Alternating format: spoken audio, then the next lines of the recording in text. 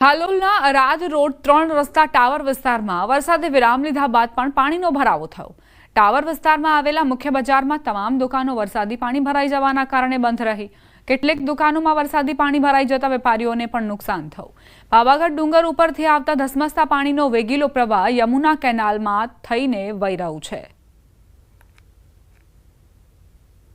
હાલોલના આરા 3 રસ્તા પાસે વરસાદી પાણીના યોગ્ય નિકાલના અભાવે યમુના કેનાલના પાણી છે તે માર્ગોમાં અને આજુબાજુના દુકાનોમાં ફરી વળ્યા હતા, જેને લઈને વેપારીઓ સહિતને ભારે નુકસાન થયું છે।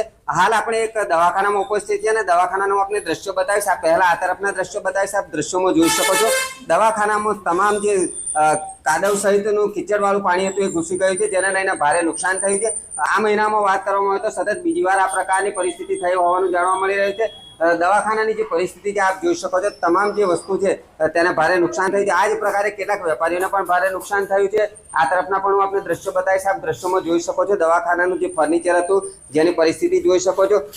3 ફૂટથી વધુ જે પાણી હતી તે ભરાઈ ગયું હતું, જેને કાઢવા માટેના હાલ પ્રયાસો પણ કરવામાં આવી રહ્યા છે।